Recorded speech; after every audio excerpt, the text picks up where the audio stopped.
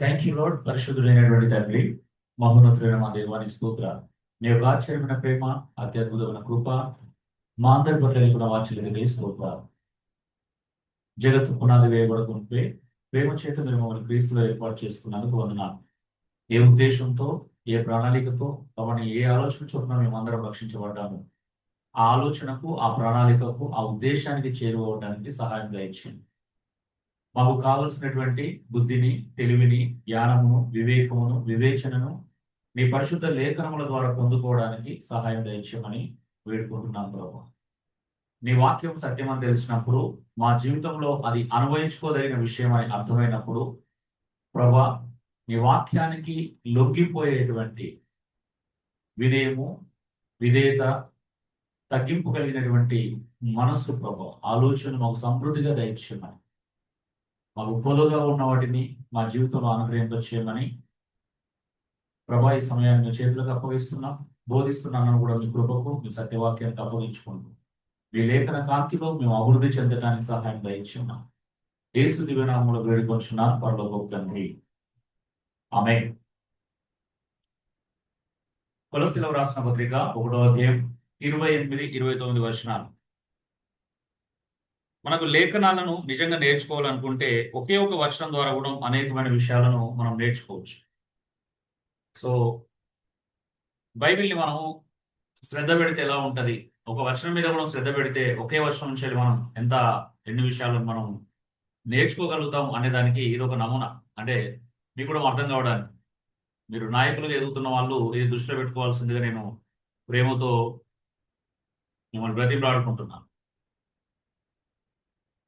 మన మాటలు ప్రజలకు అర్థమయ్యే రీతిగా ఉండాలి, పురికొల్పే విధంగా ఉండాలి, ప్రజల్ని పురికొల్పే విధంగా ఉండాలి. చూడండి, చదవండి. ఎవరైనా ఆన్లైన్లో ఉన్న వాళ్ళు చదవండి, ఆఫ్లైన్లో ఉన్న వాళ్ళు కాకుండా ఈ మాటలను ఆన్లైన్లో ఉన్న వాళ్ళు చదవాల్సిందిగా నేను అడుగుతున్నాను. ఆన్లైన్లో ఉన్న వాళ్ళు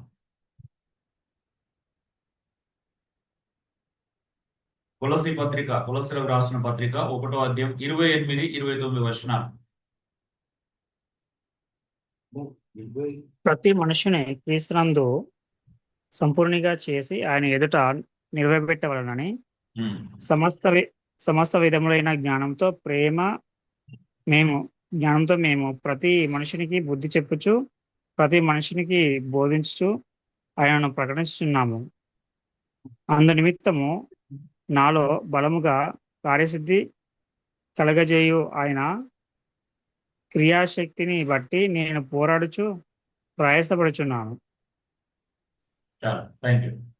చూడండి, పౌలు ఒక ప్రాముఖ్యమైన విషయాన్ని కొలస్సీ సంఘానికి ఇక్కడ సూచిస్తా ఉన్నాడు, చెప్తున్నాడు. అసలు మేము ఎందుకు పరిచర్య చేస్తున్నాం, ఇది మీకు కూడా అర్థం కావాలి. అసలు ఎందుకు చేయాలి మేము పరిచర్య యొక్క ఉద్దేశం ఏంటి, ఏ ఉద్దేశంతో మేము పరిచర్య చేస్తున్నాం అనే దాన్ని పౌలు చాలా క్రిస్టల్ క్లియర్ గా, తేట తెల్లంగా, ట్రాన్స్పరెంట్ గా, ఉన్నట్లుగా ఇక్కడ చెబుతా ఉన్నాడు. చాలా మందికి అర్థం కాల, కొలస్సీ సంఘానికి కూడా అర్థం కాల.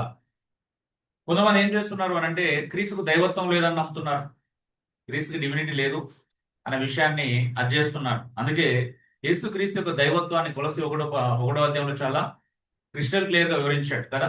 ఆయన అదృశ్య దేవుని యొక్క లక్షణాలు ఎలా ఉంటాయి, ఆయన మూలంగానే, ఆయన ద్వారానే, ఆయనను బట్టే సమస్తము ఎలా కలిగి ఉన్నాయి అనేది క్రీస్తు యొక్క దైవత్వాన్ని ఖచ్చితంగా రుజువుపరిచినటువంటి విషయాన్ని మనం చూస్తాం.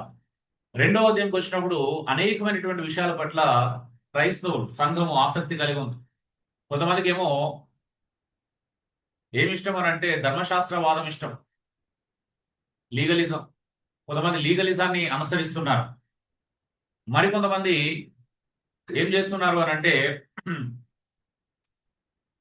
క్రీస్తు యొక్క సంపూర్ణత కాదని, అంటే ధర్మశాస్త్రవాదం అంటే ఏంటి, సున్నతి పాటించడము, విశ్రాంతి దినాలు పాటించడము, అమావాస్య పండుగలు, వీటికి ఎక్కువ ప్రాధాన్యత ఇస్తున్నారు. కానీ పౌలు అన్నాడు రియాలిటీస్ ఇన్ క్రైస్ట్ అన్నాడు. నిజత్వం అంతా కూడా, నిజ స్వరూపం అంతా క్రీస్తులో ఉన్నది. ఇవన్నీ ఛాయ. ధర్మశాస్త్రంలో ఇక్కడ చెప్పబడినటువంటి విషయాలన్నీ కూడా కేవలం ఛాయ మాత్రమే అన్నాడు. మరికొంతమంది ఎలా ఉన్నారు అంటే నాస్టిసిజాన్ని ఫాలో అవుతున్నారు, జ్ఞానవాదం. మాకు జ్ఞానం కావాలని వెతుకుతున్నారు. పౌలు అన్నాడు జ్ఞానం ఎక్కడో లేదు, క్రీస్తే నిజమైనటువంటి జ్ఞానం అని చెప్తున్నాడు. మీరు ఎక్కడో వెతుకుతున్నారు, అసలైన జ్ఞానం ఏమో తెలుసా, యేసు క్రీస్తు అని చెప్తున్నాడు. ఒకటే మాటలో తేల్చేశాడు. కొంతమంది ఏం చేస్తున్నారు అంటే మిస్టిసిజం వైపు వెళ్తున్నారు. అంటే మార్మికవాదం ఇష్టం. మార్మికవాదం, అందుకే దేవదూతల ఆరాధన ఇచ్చగలిగి దేవదూతలకు ఇట్లా కనిపించారు, అలా కనిపించారు అని చెప్పేసి వాళ్ళకి తెలియని విషయాల గురించి గొప్పగా చెప్పుకుంటున్నారు దర్శనాల పేరు మీద. ఈ మార్మికవాదం కూడా అవసరం లేదన్నాడు పౌలు. క్రీస్తును వెంబడించడానికి మార్మికవాదం యొక్క అవసరత లేదు అన్నాడు. చూడండి ఎన్ని క్లియర్గా ఉంది. తర్వాత కొంతమంది ఏం చేస్తున్నారంటే కుల సంఘంలో అసెసిటిజాన్ని ఫాలో అవుతున్నారు. అసెసిటిజం అంటే అర్థం ఏంటి అని అంటే వైరాగ్యవాదం. నేను ఇది తినను, అది తినను, నేను వెజ్జే తింటాను, నేను ఇలాంటి బట్టలు వేసుకుంటాను, నేను అలాంటి కార్యాలు చేస్తాను అని చెప్పేసి వీళ్ళకి వీళ్ళే సెల్ఫ్గా కొన్ని క్రమాలు పెట్టుకున్నారు. అందుకే పౌలు ఏమన్నాడు అక్కడ, అరే రుచి చూడవద్దు, ముట్టుకోవద్దు, పట్టుకోవద్దు అనేవి వాడుకుంట చేత నశించిపోయేటివి, ఇది కాదు అసలైన భక్తి అంటున్నాడు. అవునా? ఎంత క్లియర్గా ఉందండి. కొంతమందికి లిబరలిజం ఇష్టం. ఇప్పుడు మన సంఘాలు లాంటి వాళ్ళు ఎక్కువ మంది లిబరలిజం ఇష్టపడతారు. అంటే స్వేచ్ఛావాదం కావాలి, నాకు నచ్చినట్టుగా నేనుంటా, నన్ను ఎవరు ఏమనకూడదు, నన్ను ఎవరు అకౌంటబిలిటీ అడగకూడదు, నేను ఎటు పోయినా నా ఇష్టం, నేనేం చేసినా నా ఇష్టం, నేను ఏ ఉద్యోగం చేసినా నా ఇష్టం, నేను పాపం చేసినా నా ఇష్టం. అవునా? నన్ను ఎవరు అడగకూడదు. అంటే చూడండి, 5 రకాల ప్రజలు మనం చూస్తాం సమాజంలో, క్రైస్తవ సమాజంలో కదా. కొంతమందికి ధర్మశాస్త్రం అంటే ఇష్టం, స్ట్రిక్ట్ గా ఇలాగే ఉండాలా. అవునా? కొంతమందికి జ్ఞానవాదం అంటే ఇష్టం, దేవుని వాక్యం కంటే, దేవుని కంటే, క్రీస్తు కంటే కూడా జ్ఞానంలో ఎదగాలని కోరుకుంటారు. ఈ జ్ఞానం అనేది నేను దైవిక జ్ఞానం గురించి మాట్లాడట్లే. తులసిలో వాళ్ళు వెతుకుతున్న నిజమైన దైవిక జ్ఞానం కాదు, ఫిలాసఫీ అన్నమాట, లోక సంబంధమైనటువంటి ఫిలాసఫీ. ఎందుకంటే అప్పుడున్న గ్రీకుల యొక్క ప్రభావం ఉండొచ్చు. మరికొంతమంది మార్మికవాదాలు, మర్మాలు కావాలి, ఎప్పుడు కూడా మర్మాలు, దర్శనాలు, కళలు, అబ్బా మాకు దేవుడు ఇలా చేశాడు, అలా చేశాడు, అబ్బాబ్బా, క్రీస్తు కంటే ఎక్కువ అన్నమాట. అక్కడ క్రీస్తు ఉన్నాడు, ఇవన్నీ ఉంటాయి. కొంతమందికి ఏమో వైరాగ్యవాదం, వైరాగ్యం అంటే ఇష్టం, ఇదే తిండి తింటా, ఇక్కడే ఉంటాయి అంటే వీళ్ళు వ్యక్తిగతమైనటువంటి పరిశుభ్రతకు, సొంత వాటికి అలవాట్లకు ప్రాధాన్యత ఇస్తా ఉంటారు. మనమేమో లిబరలిజం కదా, మనకేమో ఈ 4 కొన్ని లక్షణాల్లోనే మనకి అన్నిటికంటే ఎక్కువ మనం స్వేచ్ఛావాదులు. అవునా? నా ఇష్టం అంతే, నాకు నచ్చితే వస్తా, లేకపోతే లేదు, నాకు నచ్చితే పాల్గొంటా, లేకపోతే లేదు, నాకు నచ్చితే వింటా, లేకపోతే పడుకుంటా, నా ఇష్టం. అవునా? మనకు స్వేచ్ఛావాదం ఎక్కువ అనమాట. అందుకే పౌలు చాలా క్రిస్టల్ క్లియర్ ఒక గురి చూపిస్తున్నాడు. అరే మీరు నిజంగా క్రీస్తు కూడా లేపబడిన వారైతే, 3వ కదా, మీరు నిజంగా క్రీస్తు కూడా లేపబడిన వారైతే పైన వాటినే వెతకండి, భూ సంబంధమైన వాటి మీద మనసు పెట్టవద్దు. భూ సంబంధమైన అంటే శరీర కార్యాలు ఉన్నాయి కదా, విగ్రహారాధన, ధనాపేక్ష ఉంది, ధనం పట్ల వ్యామోహం చంపివేయమంటున్నాడు, శరీర కార్యాలను పరిత్యజించమంటున్నాడు. అవునా? విగ్రహారాధన కావచ్చు, జారత్వం కావచ్చు, అవునా, పాపాలన్నిటి విడిచిపెట్టమంటున్నాడు. సో పౌలకి ఒక క్లారిటీ ఉంది పరిచర్యలో, మాకు కూడా ఒక క్లారిటీతోనే పరిచర్యకు వచ్చాం, ఏం చేయాలనే క్లారిటీతోనే పరిచర్యకు వచ్చాం. మరి మీకుందో లేదో నాకు తెలియదు. ఇంతకుముందు ఎంత చెప్పినా మీకు అర్థమవుతుందో లేదో కూడా తెలియదు. సో ఏంటి క్లారిటీ? పరిచర్య యొక్క సంపూర్ణ నమూనా ఏంటో తెలుసా? ఓన్లీ వన్ థింగ్, దాని చుట్టే మిగతాన్ని తిరగాలి. అవేంటి? మిమ్మల్ని అందరినీ యేసుక్రీస్తు ఎదుట సంపూర్ణంగా చేయటం. అర్థమవుతుందా అండి? ఏం చేయాలా? సంపూర్ణంగా చేయటం. అందుకే మిగతాన్ని కూడా బోధించిన, బుద్ధి చెప్పిన, రకరకాల జ్ఞానాన్ని మీకు అందించిన, దైవిక జ్ఞానాన్ని అందించిన, అవునా, ప్రయాసపడ్డా, కష్టపడ్డా, చెమటోడ్చిన, అవునా, ఇవన్నిటికీ గల కారణం ఒకటే. ఏంటిది? ప్రతి మనుషుని అంట, ప్రతి మనుషుని కుదరనా, ప్రతి మనుషుని అంటే, ప్రతి మనుషుడు అంటే ఎవరు? రక్షింపబడని వారు కాదు. ఎవరు? రక్షింపబడిన వారు, క్రీస్తుని ఎరిగిన వారు, విశ్వాసిని. అంటే అర్థం ఏంటిది? ప్రతి విశ్వాసిని నేను సంపూర్ణంగా చేయాలంట. అది టార్గెట్, అది గోల్. ఇదే విషయాన్ని తెస్సలోనిక పత్రికలో పౌలేమంటాడు? మీలోని క్రీస్తు సారూప్యత ఏర్పడు నిమిత్తం నేను మరలా ప్రసవ వేదన పడుతున్నాను అంటాడు. ఒక మనుషుని సంపూర్ణంగా చేయడమే పరిచర్య యొక్క పునాది, పరిచర్య యొక్క నమూనా, పరిచర్య యొక్క ఉద్దేశం, పర్పస్ ఆఫ్ మినిస్ట్రీ అదే.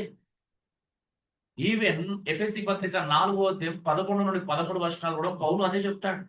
మనమందరం విశ్వాస విషయంలోను, దేవుని కుమారుని జ్ఞాన విషయంలోను ఏకత్వం పొంది సంపూర్ణ పురుషుల వరకు అంటాడు. సంపూర్ణ పురుషుల వరకు అనగా క్రీస్తునకు కలిగిన సంపూర్ణతకు సమానమైన సంపూర్ణత గలవారమగు వరకు.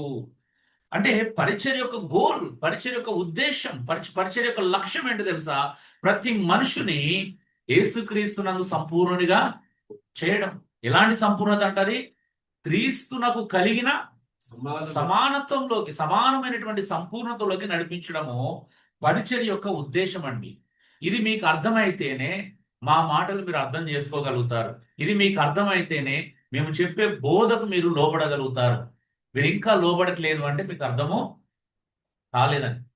నిన్నటి వరకు మనం గత వారం వరకు 7 రకాల కార్యాత్మక విభాగాలు ధ్యానించినాం. యాక్చువల్ దాని తర్వాత ఇప్పుడు మనం కంటిన్యూగా మనం చేయాలి. కానీ నా ప్లాన్ ఈ వారం ఎందుకు అని అంటే ఫస్ట్ మనకు అర్థం కావాలి. నేను అంత చెప్పిన తర్వాత మీకు అర్థం కాకపోతే కొన్ని హై టీచింగ్ లాగా అనిపిస్తుంది. ఏదైనా కానీ హై లో అనేది పాయింట్ పక్కన పెడితే అవన్నీ కూడా ఎందుకోసం అని అంటే పర్పస్ అనేది ఒకటి ఉంది, అవునా? ఆత్మఫలం ఎందుకు ఇచ్చాడు? దానికి ఒక పర్పస్. అన్నిటి పర్పస్ ఒకటే, అన్నిటి యొక్క ఉద్దేశం ఒకటే. మనము ఆది కాలం నుండి ప్రకటన గ్రంథం వరకు, లేకపోతే పౌలు రాసినటువంటి పత్రికలు, లేకపోతే అపోస్తులు రాసిన ప్రతి పత్రిక యొక్క ఉద్దేశం ఇంత బోధ ఎందుకు ఉంది? ఇన్ని హెచ్చరికలు, ఇన్ని జాగ్రత్తలు, ఇన్ని రకాల ఆలోచనలు మనకు ఎందుకు అందించబడుతున్నాయి? ఇన్ని ఆజ్ఞలు మనకు ఎందుకు ఉన్నాయి? వీటన్నిటి యొక్క మూలం, వీటన్నిటి యొక్క ఉద్దేశం మాత్రం ఒకటే. అదేంటి తెలుసా? క్రీస్తులాగా మార్చడం, క్రీస్తు ఎదుట, క్రీస్తులో మిమ్మల్ని సంపూర్ణంగా చేయడం. క్రీస్తులో, ఎవరిలో? ఎక్కడ పడితే అక్కడ కాదు, క్రీస్తులో మిమ్మల్ని సంపూర్ణంగా చేయట. ఆ సంపూర్ణంగా చేసి యేసుక్రీస్తు ఎదుట ఇలాగా ఒక రోజు నిలబెట్టడం అన్నమాట. అర్థమవుతుందా? దానికోసమే మేము ఇవన్నీ చేస్తున్నాం అంటున్నాం. అందుకే పరిచయం యొక్క 8 దశలు మనం ఇక్కడ చూడబోతున్నాం. నెంబర్ 1 ఏంటిదంటే క్రీస్తును ప్రకటించడం. మేము క్రీస్తును ప్రకటిస్తున్నాం అంటున్నాడు పౌలు కదా. కొలస్సీ పత్రిక 1వ అధ్యాయం 28వ వచనంలో చాలా స్పష్టంగా ఉంది. 29 వచనాల్లో మేము ఎవరిని ప్రకటిస్తున్నాం? క్రీస్తును మాత్రమే ప్రకటిస్తున్నాం. క్రీస్తును ఎందుకు ప్రకటిస్తున్నాం చెప్తున్నాడు. ఎవరిని ప్రకటిస్తున్నామో చెప్తున్నాడు, ఎందుకు ప్రకటిస్తున్నామో చెప్తున్నాడు. ఈ రోజు నిజంగా సమాజంలో క్రీస్తు ప్రకటించబడుతున్నాడా? వాస్తవానికి ఈరోజు ఎక్కడ చూసినా ప్రాస్పారిటీ ప్రీచింగ్స్ కదా, హీలింగ్ గురించినటువంటి మాటలు, మోటివేషనల్ స్పీకింగ్ కదా, ఎమోషనల్ ఎకనామికల్ బోధలు ఉన్నాయి. కానీ యేసు క్రీస్తు గురించినటువంటి సంపూర్ణమైనటువంటి బోధ ఉందా? క్రీస్తుని ప్రకటించడం అనేది జరుగుతుందా నిజంగా? అందుకే పౌలు 2 కొరింథీ 11వ అధ్యాయంలోను, గలతీ పత్రిక 1వ అధ్యాయంలోను మేము ప్రకటించని మరొక యేసు అంటాడు. అవునా? మేము ప్రకటించని యేసును ప్రకటిస్తున్నాడు ఎవడైనా? జాగ్రత్త. క్రీస్తు ఒకడే. అసలైన క్రీస్తును మనం ప్రకటిస్తున్నామా? ఏ యేసు క్రీస్తునైతే మనం సమాజానికి తెలియపరచాలో ఆ యేసు క్రీస్తును మేము తెలియపరుస్తున్నామా? ఈవెన్ కొరింథీ పత్రిక 1వ అధ్యాయంలో చివరి వచనాల్లో పౌలు అదే అంటాడు. యూదులు సూచక్రియలు అడుగుతున్నారు, గ్రీసు దేశస్తులు జ్ఞానం ఎదుగుతున్నారు, మేము మాత్రం సిలువ వేయబడిన క్రీస్తునే ప్రకటిస్తున్నాం. ఎవరిని ప్రకటిస్తున్నాం మనం సమాజానికి? కొంతమంది ఎమోషన్స్ పంచుకుంటున్నారు కదా, కొంతమంది ఎకనామికల్ ఇష్యూస్ పంచుకుంటున్నారు, కొంతమంది రకరకాల ఎంటర్టైన్మెంట్ విషయాలను షేర్ చేసుకుంటున్నారు, కొంతమంది రకరకాల ఈవెంట్స్ చేసుకుంటున్నారు సంఘాల్లో. అన్నీ ఉన్నాయి.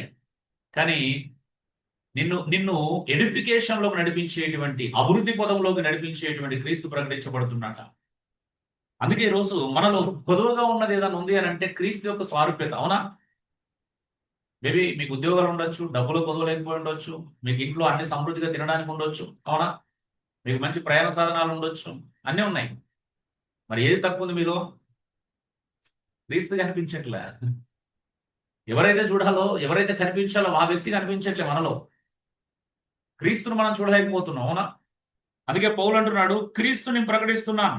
Proclaim Christ. పరిచర్యకు కేంద్ర బిందువు క్రీస్తు. సిద్ధాంతాలు, అనుభవాలు, అద్భుతాలు కాదు, యేసు యొక్క వ్యక్తిత్వం. మనం ఎక్కడికి రావాలా? యేసు యొక్క వ్యక్తిత్వంలోకి రావాలా. ఆయనలా ప్రేమించడం, ఆయనలా క్షమించడం కదా, ఆయనలా సహించడం, ఆయనలా భరించడం, ఆయనలా త్యాగం చేసుకోవడం, ఆయన కలిగిన మనసు కలిగి ఉండాలని ఇదే పత్రిక 2వ అధ్యాయంలో పౌలు చాలా ముక్కుసూటిగా చెప్పాడు. కంటిన్యూ చూడండి. ఎంత ఆ లింక్ మిస్ అవ్వదు. మనం ఎంత ప్రయత్నం చేసినా వేరే విషయాలు మాట్లాడితే లింక్ ఉండదు, సింక్ అవ్వవు. అవునా? లింక్ ఉండదు కాబట్టి సింక్ అవ్వవు. లేఖనంలో ఉంటే ఆటోమేటిక్గా సింక్ అయితే. అవునా? ఏంటిది? క్రీస్తు చేస్తున్న కలిగిన మనస్సు అంటే త్యాగం ఉండాలా. ఆయనలాగా ఇతరుల కోసం జీవితాలని అప్పగించుకోవాలా, త్యాగం చేయాలా, స్వార్థం వీడాలంటున్నాడు కదా. ప్రతివాడు తన సొంత కార్యాలను చూస్తున్నాడు, క్రీస్తు కార్యాలని పట్టించుకోవట్లేదు. అందుకే మనకు సంఘం అంటే పెద్దగా భారం లేదు. బాధ్యత ఎందుకు రావట్లేదు అంటే మన సొంత కార్యాల్లో మనం చాలా బిజీ. పోనీ అక్కడేమన్నా ఉద్ధరిస్తున్నాం అంటే అక్కడేమీ ఉద్ధరించట్లేదు. జస్ట్ బిజీ అంతే. అవునా? అక్కడేమైనా కుటుంబాలను ఉద్ధరిస్తున్నామా? పిల్లలేమన్నా ఉద్ధరిస్తున్నామా? అవునా? భార్యాభర్తలు ఒకరినెవరైనా ఉద్ధరించుకొని తల్లిదండ్రులను ఉద్ధరిస్తున్నారంటే అదేం లేదు. అవునా? అర్థమవుతుందా అండి? సరే, మరి బిజీగా ఉన్నారు. ఏం చేస్తున్నారు బిజీగా ఉండి? ఎవరి జీవితాలు ప్రభావితం చేస్తున్నారు? పిల్లల జీవితాన్నా, కుటుంబ జీవితాన్నా, భార్య భర్త జీవితాన్ని, భర్త భార్య జీవితాన్నా, అందరు కలిసి తల్లిదండ్రులకి ఏమైనా ఉద్ధరిస్తున్నారంటే అది ఏం లేదు. Just busy. ఎందుకు బిజీలో తెలియదు. బిజీ అంతే. ఆలోచించండి ఒకసారి. యేసు వ్యక్తిత్వం ఎక్కడ? సిలువ మోయడం ఎక్కడ? కదా? ప్రభు రక్షణను ప్రకటిస్తున్నాం. ఎవరికైనా చెప్తున్నాం యేసు ప్రభు గురించి? నిజంగా చెప్పండి. క్రీస్తును ప్రేమించేవాడు యేసు క్రీస్తు గురించి ఎవరో ఒకరికి చెప్పకుండా ఉండలేడండి. మీరు ఉండగలుగుతున్నారు అంటే మీరు ఎవరు, మిమ్మల్ని మీరు పరిశీలించుకోండి. అర్థమవుతుందా? మీరు ఉండగలుగుతున్నారు. అవునా? యేసుక్రీస్తు గురించి ఒక్కరితో కూడా ప్రకటించకుండా మీరు ఉండగలుగుతున్నారు. అవునంటారా కాదంటారా? How it is possible? అదెలా సాధ్యం?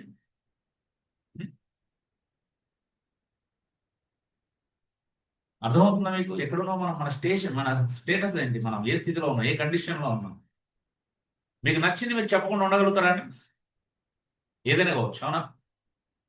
ఈరోజు ఒక మంచి ఫుడ్ తిన్నారు, నలుగురు చెప్పకుండా ఉండగలుగుతారా? మీ పిల్లలంటే మీకు ఇష్టం, మీ పిల్లల గురించి ఎక్కడైనా సందర్భం వస్తే గొప్ప చెప్పకుండా ఉండగలుగుతారా? నెవర్ కదా.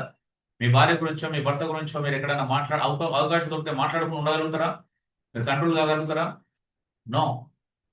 బట్ మీరు క్రీస్తు గురించి ఎవరు చెప్పకుండా ఉండగలుగుతారు. అదే అద్భుతం. ప్రపంచంలో నేను చూసిన మొట్టమొదటి అద్భుతం ఇదే ఇప్పటివరకు, ముఖ్యంగా మనలాంటి సంఘాలలో. యేసుక్రీస్తుని గురించి పక్క వాళ్ళకు పంచుకోకుండా ఉండగలిగే గొప్ప వాళ్ళు ఉన్నాం.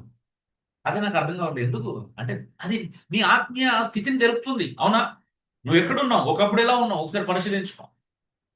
ఒకప్పుడు యేసుక్రీస్తు గురించి ప్రకటించకుండా నువ్వు ఉండలేదు. యేసుక్రీస్తు గురించి చెప్పకుండా ఉండలేదు. కానీ ఈరోజు ఉండగలుగుతున్నావు. ఎలా సాధ్యమైంది? ప్రేమ చల్లారిందా? తగ్గిందా? అసలు ఆసక్తి పోయిందా? మేబీ మీకు రీజన్స్ ఉండొచ్చు. ఒకప్పుడు మేము ఇలా ఉండేవాళ్ళం, ఇప్పుడు ఇలా అయిపోయినాం అని చెప్పుకోవడానికి కొన్ని కారణాలు కూడా ఉండొచ్చు. మరి కారణాలు సరైనవేనా?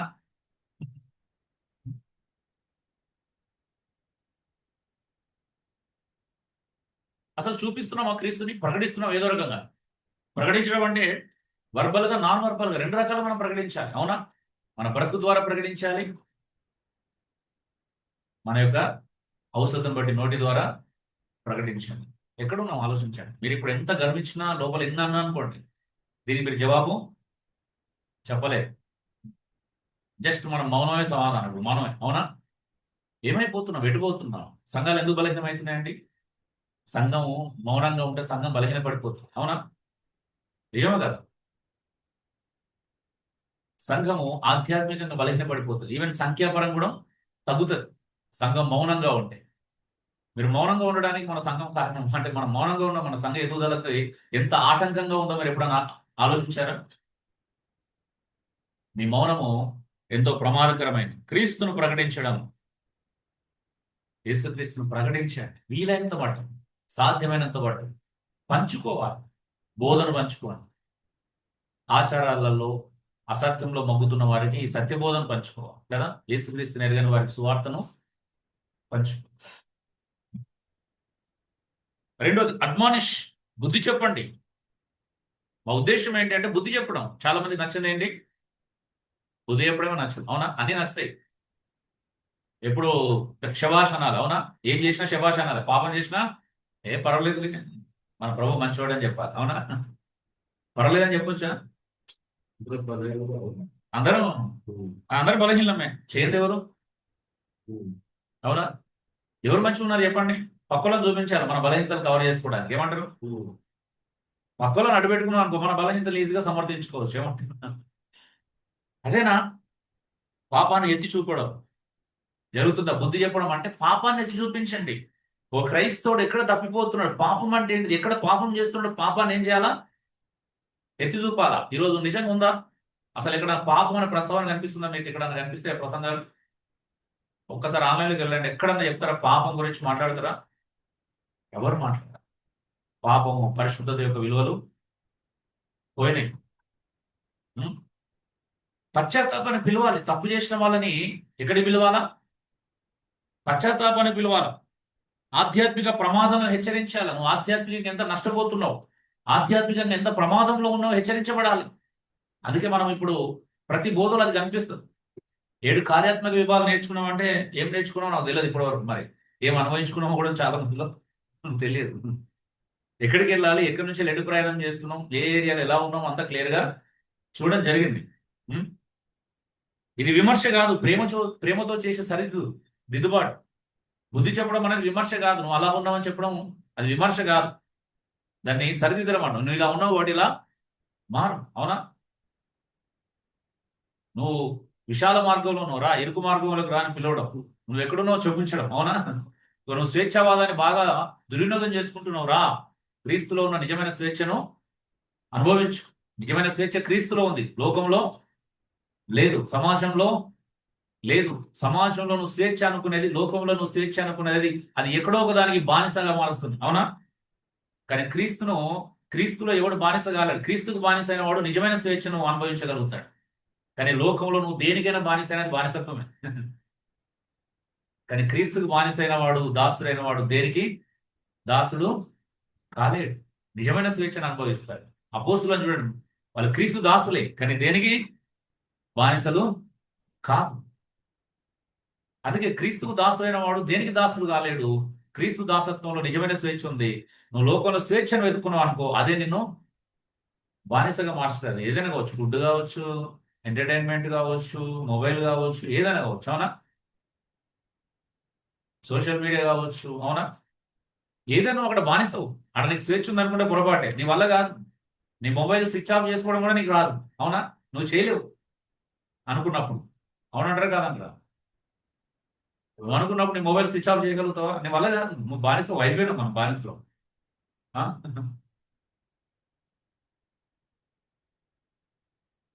సో బుద్ధి చెప్పడం బైబిల్ చెప్తుంది. తెస్సలోనిక పత్రికలో పౌలు అంటాడు, మీకు వాక్యం బోధించి మీకు పైవారై ఉండి మీకు బుద్ధి చెప్పు వారిని ఏం చేయాలంట? మన్నన చేయాలి, గౌరవించాలి. మరి ఎక్కువగా మనల్ని పొగిడే వాళ్ళని కాదు. థామస్ ఏ కంపీస్ అనుకుంటా, ఆయన ఒక ప్రార్థన చేస్తాడు. ఆయనే అనుకుంటా, మీకు తెలుసు కదా, ఇమిటేషన్ ఆఫ్ క్రైస్ట్ రాసిన ఆయననా ఇంకొక భక్తుడు గుర్తులేదు. సారీ, నేను ఒక పేరు పొరపాటుగా చెప్పినట్లయితే ఏమంటాడు అని అంటే ఆయన ప్రార్థనలో, దేవా నన్ను పొగిడేవారి నుండి నన్ను దూరం చేయి, నన్ను సరిచేసే వారిని సహించడం నాకు శక్తినివ్వు అంటాడు. ఎవరిని సహించాలా? సరిచేసే వాళ్ళని మనం సహించలేము. అవునా? మనం నచ్చరు. నిజమే కదా? ప్రపంచంలో నచ్చని వ్యక్తి ఎవడన్నా ఉంటే బోధించేవాడు, బుద్ధి చెప్పేవాడు. ఆయనకి ఎంత తెలివి ఉన్నా, ఎంత జ్ఞానం ఉన్నా, ఎంత వివేకం దేవుడు అతనిలో అనుగ్రహించినప్పుడు అతను ఎవరు నచ్చడు ఎవరికి. అవునా? నిజమే కదా? అదే ప్రాస్పారిటీ, హీలింగ్స్, ఎప్పుడు మన ఎదుగుదల, భౌతిక ఎదుగుదల, ఆర్థిక ఎదుగుదల విషయాల గురించి మాట్లాడి మనల్ని ప్రోత్సహిస్తున్నాం అనుకో, బాగా నష్టం. అవునా? అందుకే కదా చాలా మంది వాళ్ళకు నచ్చిన బోధకులను ఎన్నుకుంటూ అక్కడికే వెళ్తున్నారంట కదా, అలాంటి వారి దగ్గరికి వెళ్తున్నారు. ఇది నిజంగా బాధ కలిగించేటువంటి విషయం. మూడోది ఏంటి? బోధించు, టీచ్. ఎందుకు బోధిస్తున్నాం? దేవుని వాక్యాన్ని సరైన విధంగా వివరించడం, సత్యవాక్యాన్ని సరిగా విభజించి బోధించమంటాడు పౌలు. రైట్లీ డివైడ్, కలగురు గంపలకు కలపొద్దు. మనకు ర్యాండమ్గా కూడా మాట్లాడడం మంచిది కాదండి. వాక్యం ఒక్క వచనం తీసుకున్నా దాని మీద ఫోకస్ చేయాలి. మొత్తం తిరిగి రావద్దు. ఆది కాండం నుంచి ప్రకటన వరకు తిరగడం కూడా మంచిది కాదు. అన్నెసెసరీగా తిరగొద్దు. అవసరం ఉన్నంత వరకు ఇల్లాలి రావాలి. అవునా? అది ఎంత అవసరమో చూసుకోవాలి. మనం ఎన్నుకున్నటువంటి అంశానికి, మనం బోధించాలనుకున్నటువంటి అంశానికి, మనం ముక్కుసుడిగా చెప్పాలనుకున్నటువంటి అంశానికి అది ఎంత దోహదం చేస్తుందో చూసుకోవాలి. అంతకు మించి వెళ్తే ప్రమాదం. అది మంచిది కాదు.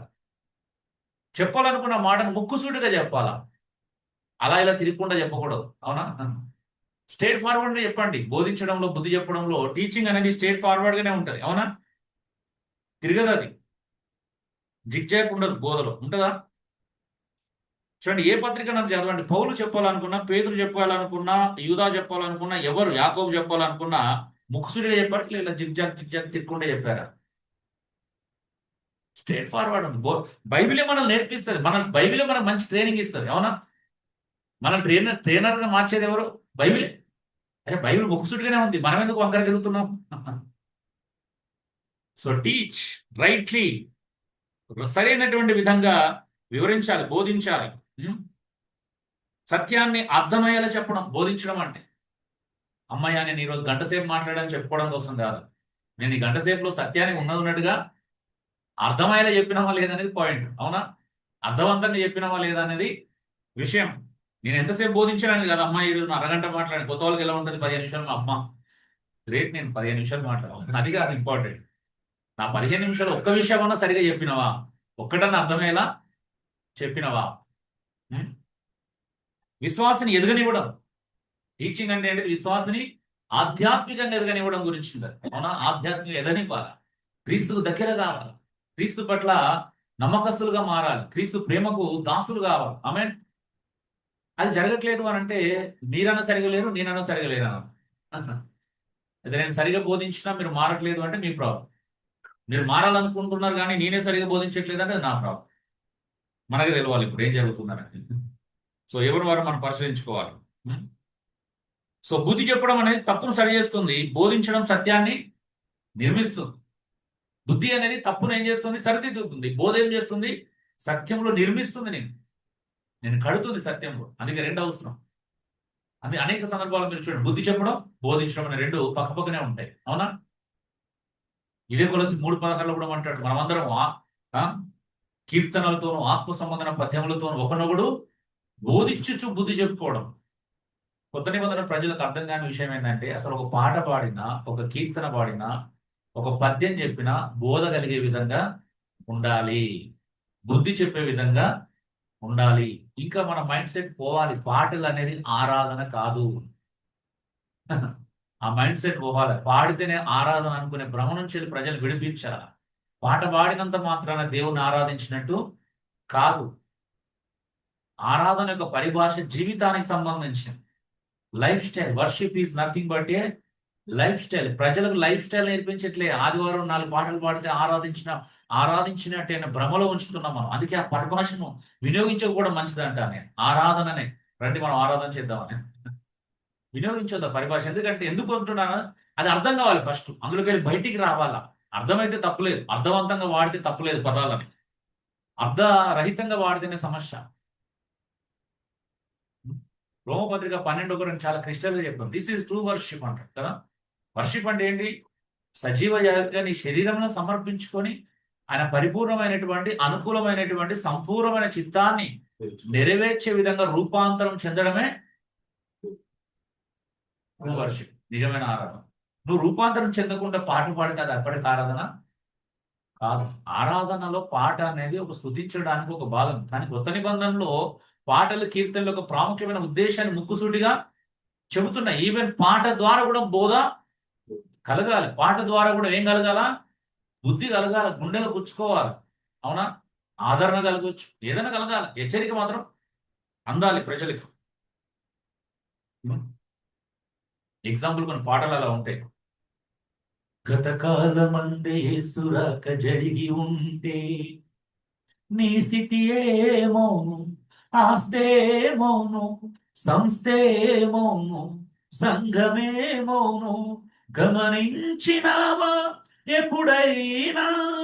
చులకనాయన యేసయ్య ప్రేమ నీకు లోకువాయన, యేసయ్య దీర్ఘశాంతము.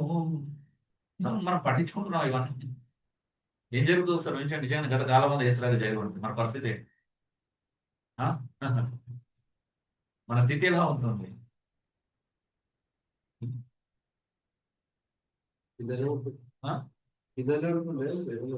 అందుకే నేను చాలాసార్లు మిమ్మల్ని ప్రోత్సహిస్తాను. మంచి ఎట్లుండాలంటే పాట వెళ్ళిపోవాలా, గుండెలకు తాకాల పాట పాడితే. అబ్బాయి ఏమనిపించింది అబ్బాయి ఈరోజు ఈ పాట నా జీవితంలో ఒక నూతనమైన స్పర్శించింది అనే ఫీలింగ్ రావాలి పాట పాడు. Your not preparing like that. మీరు సిద్ధంగా లేరు అసలు. మాసం చెప్పాలంటే మీరు సిద్ధపడట్లేదు. ఏదో ఆదివారం కాబట్టి పాడాలి, కాబట్టి పాడాలి, ప్రార్థించాలి కాబట్టి ప్రార్థించాలి. ఓకే, ఓ 4-5 పాటలు పాడుకుంటే అమ్మయ్య, అమ్మ ఈరోజు 4-5 పాటలు అయితే అయిపోయినాయి, ఇంకేంది మన పని అయిపోయింది, ఇక అన్న వచ్చిన పని తను చేసుకుంటాడు. ఆహా, ఎంత బాగుంది. నేను వింటున్న ప్రతి మాట గమనిస్తాను తెలుసా. చాలా శ్రద్ధ నాకు. నేను good listener. Good listener good teacher కాగలుగుతారు. గుడ్ అబ్జర్వర్ గుడ్ టీచర్ కాగలుగుతారు. నాకు ఏమనిపిస్తలేదు, టచ్ అవ్వాలి ఎక్కడో ఒక దగ్గర, ఆమె గొడవపడాలి ఏదో రకంగా, వావ్ అనిపించాలా, నోరు కదలాలి, ప్రభా థ్యాంక్ యూ అని చెప్పగలగాలి ఆమె. ప్రభా ఈ రోజు చూడండి, నవీన్ నిలబెట్టుకుని మాట చెప్పినాను, నిజంగా నేను శృతిస్తున్నాను. టిఫిన్ ఈ విషయంలో నువ్వు ప్రేరేపించినందుకు నీకు స్తోత్రం ప్రభా. సునీల్ అన్న ఈ విషయంలో నువ్వు ఇన్స్పైర్ చేసి మాకు ఈ రోజు ఈ మాటలు అందించినందుకు స్తోత్రం. ఉందా రావాలని నిజమైన స్థుతి, నిజమైన ఆరాధన అక్కడ రావాలి. ఆమె ఒకవేళ మనస్ఫూర్తిగా స్థుతిస్తాం చూసినాం, అది నిజమైన ఆరాధన. అందుకే పాట యొక్క ఉద్దేశాన్ని కూడా కొత్త నిబంధన చాలా క్రిస్టల్గానే చెప్తుంది. ఒక చోట కాదు, ఎఫ్ఎస్ 5:10 కూడా మనం అదే చూస్తాం. బుద్ధి బోధ, అక్కడ కూడా ఏమంటే సమస్త విధములైన జ్ఞానం. ఇక్కడ కూడా పౌలు 1:28 అలా చెప్తున్నాడు, మీరు సమస్త విధములైన జ్ఞానంతో బుద్ధి చెప్తున్నాం, బోధిస్తున్నాం. ఆ సమస్త విధమైన జ్ఞానంలో పాట ఒకటి, అవునా, కీర్తన ఒకటి, పద్యం ఒకటి, అవునా, ఏమంటారు, అవునా, మర్చిపోయారు కదా, గడిచిన కాలం అంతా ఉన్నా వేసింది అంటే పాట ద్వారా బుద్ధి, అవునా, పాట ద్వారా బోధ, హెచ్చరిక.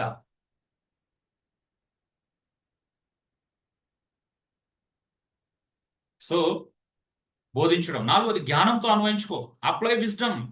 ఎప్పుడు ఏమి చెప్పాలో తెలుసుకోవడం, ఎవరికి ఎలా చెప్పాలో వివేచన కలిగి ఉండడం, సత్యాన్ని సరైన సమయంలో సరైన పద్ధతిలో అనువయించడం, దాని విజ్డమ్ అంటారు. అంటే సమస్త విధములైన జ్ఞానంతో.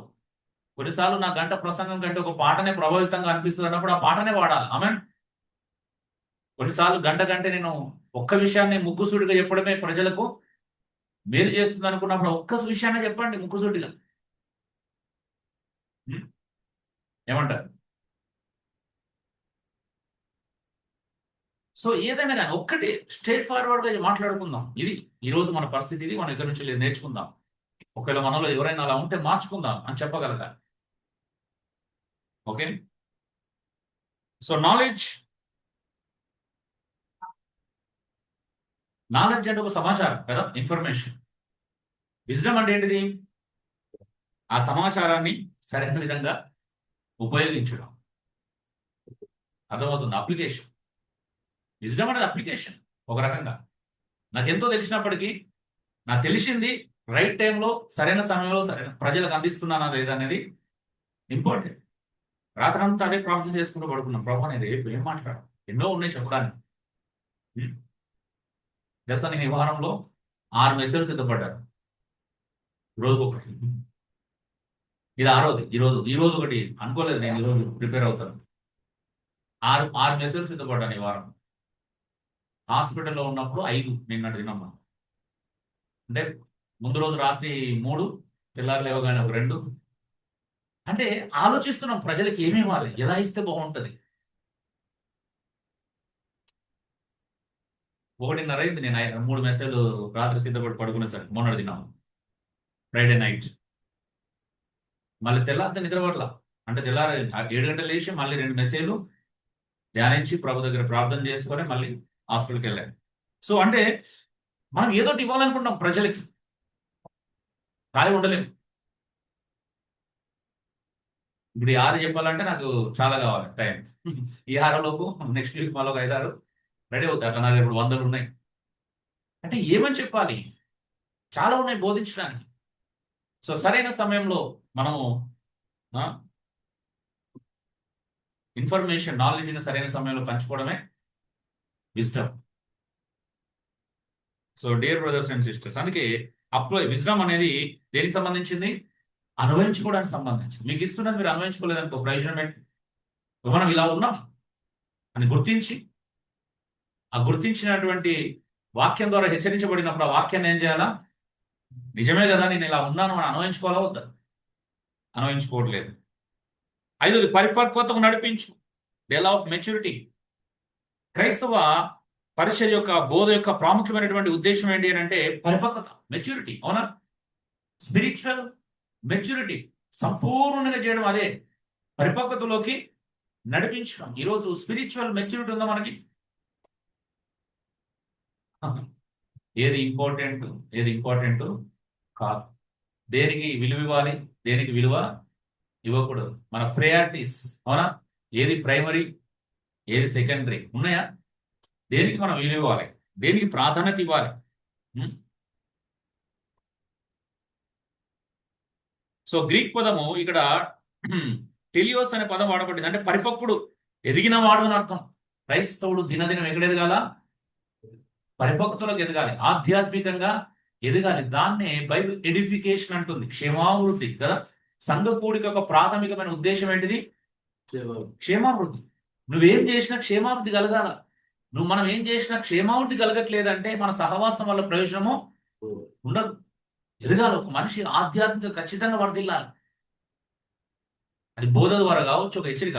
1 Corinthians 14:20 అంటాడు, ఒకడు బోధించాలన్నాడు, ఒకడు ప్రకటన చేయాలన్నాడు, ఒకడు కీర్తన పాడవాలన్నాడు. సరే, సమస్తము క్షేమావృద్ధి కలుగుటకే జరగని. అవన్నీ ఎందుకోసం చేయాలంట? క్షేమావృద్ధికి. అందుకే నేను చెప్పమంటాను, ఈరోజు నేను ఈ పాట పాడడానికి కారణం ఇది, నన్ను ఇది కదిలించింది. చెప్పండి 2 నిమిషాలు, అప్పుడు పాడండి. వావ్, నిజమా? తెలియాలి, ప్రజలకు తెలియదు చెప్పకపోతే. అరే, నేను ఆ దృష్టికోణంలో ఎప్పుడు ఆలోచించలేదు. 10 సార్లు విన్నాను, 100 సార్లు విన్నాను, కానీ ఆ పాటని నేను ఎప్పుడు అలా చూడలేదు. అనిపిస్తుంది ఎవరికన్నా? అనిపించాలా? అదే మరి అర్థమైందా చేయడం అంటే అదే. ఓకే, పాడితే మళ్ళీ పాడతారు మనతో పాటు, అంతే. దానివల్ల ఏ ప్రయోజనము లేదు కదా. అది ఎలా ఉంటుంది అంటే, మనం అసలే కార్యం జరగట్లా, అన్వయింపు జరగట్లా. అన్వయింపు లేనప్పుడు ప్రయోజనం ఏంటి? ఓరదంటే తల్లి పౌరము బయటికి వెళ్తూ పిల్లల పౌరాలకు నేర్పించిందంట. ఏమని? 4 విషయాలు చెప్పిందంట. ఒకటి, వేటగాడు వస్తాడు, విత్తనాలు వెళ్తాడు, చల్లుతాడు, వల విసురుతాడు, మిమ్మల్ని పట్టుకొని వెళ్తాడు, జాగ్రత్త అని చెప్పిందంట. ఈ పిల్లలు ఏం చేసినాయి? మంచిగా ఈ 4 విషయాలు ట్యూన్ కట్టినాయి అనమాట. మంచి ట్యూన్ కట్టుకొని, వేటగాడు వస్తాడు, విత్తనాలు చల్లుతాడు, వల విసురుతాడు, పట్టుకొని వెళ్తాడు అని పాడుతున్నాయంట మంచిగా.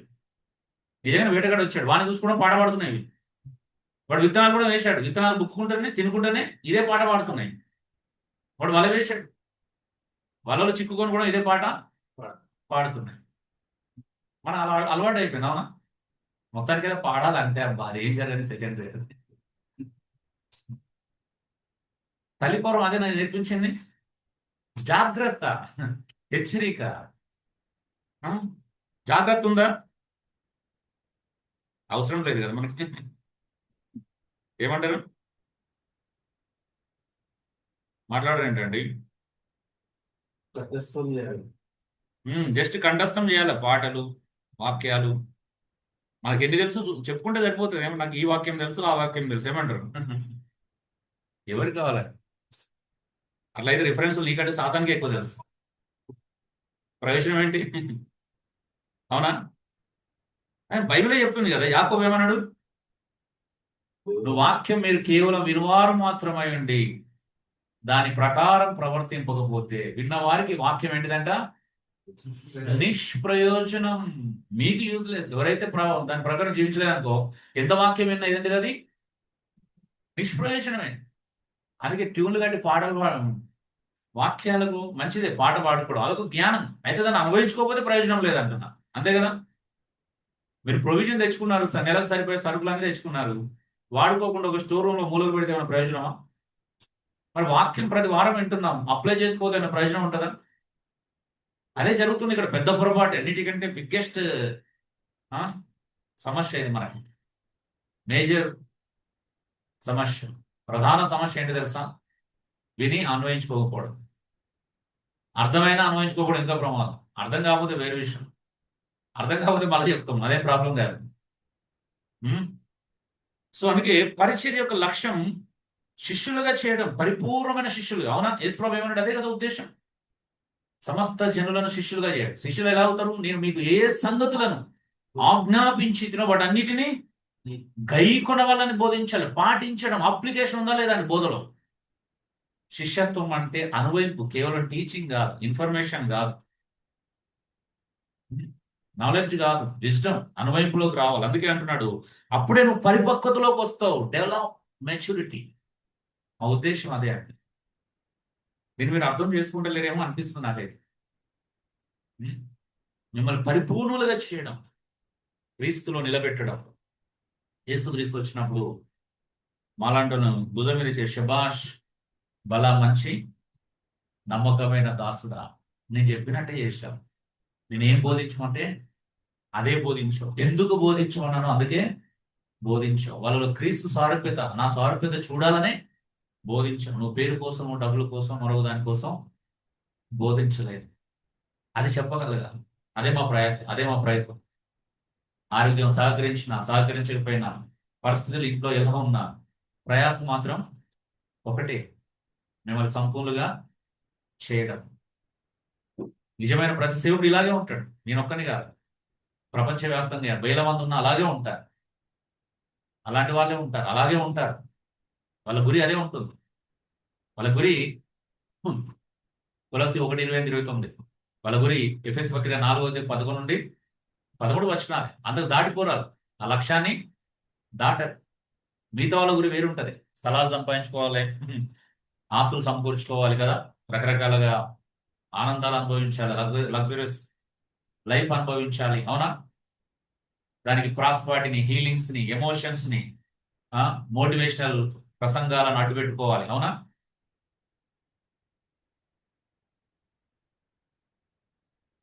అవసరమైతే ప్రజల్ని బెదిరించాలా, శపించాలి. అవునా? లక్ష్యం సాధించడానికి. వాళ్ళ లక్ష్యం వేరు, మా లక్ష్యం, మాలాంటి వాళ్ళ లక్ష్యం వేరు. చూడండి, 6వది, క్రీస్తు ఎదుట నిలపడానికి సిద్ధపరచు. Prepare for Christ. ఎవరి కోసం ఇదంతా? క్రీస్తు కొరకు. నా కొరకు కాదు, మీ కొరకు కాదు, మీ కుటుంబాల కొరకు అంతకన్నా కాదు. నా జీవిత ఉద్దేశం ఒకటే, లక్ష్యం ఒకటే. పౌలు కొరింథీ పత్రికలో చాలా స్పష్టంగా చెప్పాడు. ఏమన్నాడు? జీవించేవారు ఇక మీదట తమ కొరకు కాదు, తమ కొరకు మృతి పొంది తిరిగి లేచిన వాని కొరకే జీవించాలి. ఇది అర్థం కావట్లేదు. ఇప్పుడు మళ్ళీ నేను పాటెత్తుకున్నాను, మీరు అందరు కోరస్ పాడతారు. బ్రతుకుంటే నీ కోసం అనగానే కొన్ని వాయిస్ గట్టిగా పడతాయి. మరి బ్రతుకుతున్న వాడిని పరిశీలించడం ఉండదు మళ్ళీ. అవునా? కొన్ని పొరపాటు బ్రతుకుంటే నీ కోసం పలవెత్తాను అనుకో, అబ్బా అందరు పాడతారు. మరి నిజంగా బ్రతుకుతున్నామని పరిశీలించుకోమంటే కష్టం. అవునా? ఏమంటారు?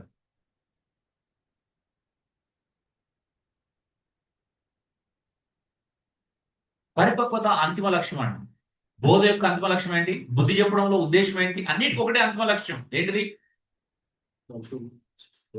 సంఘం పెద్దవడం కాదు, సభ్యులు పెరగడము అంతకన్నా కాదు. ప్రతి విశ్వాసం ఒకరోజు క్రీస్తు ఎదుట పరిపూర్ణంగా నిలబెట్టడం. ఆమేన్.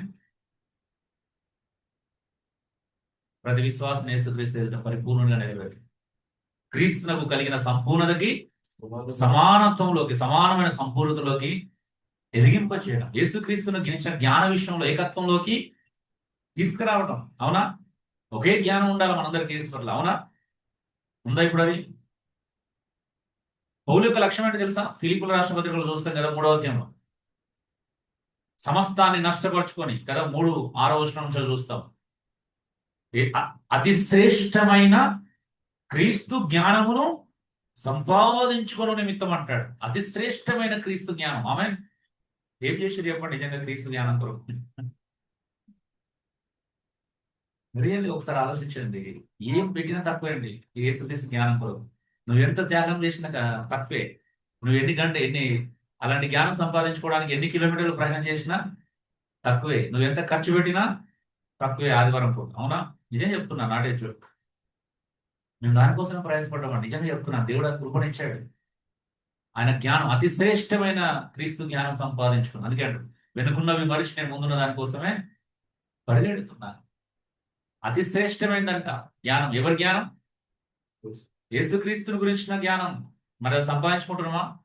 లోకంలో మనం డబ్బు సంపాదించుకోవడానికి సమయం వెచ్చిస్తున్నాం, ఫ్రెండ్స్ ను సంపాదించుకోవడానికి సమయం వెచ్చిస్తున్నాం, ఉన్న ఫ్రెండ్స్ ను కాపాడుకోవడానికి వారానికి ఒకసారి అంత బయటికి వెళ్ళడానికి సమయాన్ని వెచ్చిస్తున్నాం, బంధువులను కాపాడుకోవడానికి, సంపాదించుకోవడానికి సమయం వెచ్చిస్తున్నాం. అవునా? వెళ్ళకపోతే ఏమనుకుంటారో, ఏమైతారో, ఏం ఫీల్ అవుతారో అని వాళ్ళ కోసం కూడా సమయం వెచ్చిస్తున్నాం. డబ్బులు లేకపోయినా, అప్పు చేసైనా పెళ్లిళ్ళ పేరంటాలు అటెండ్ అవుతున్నాం, తప్పేం కాదు ఇవన్నీ.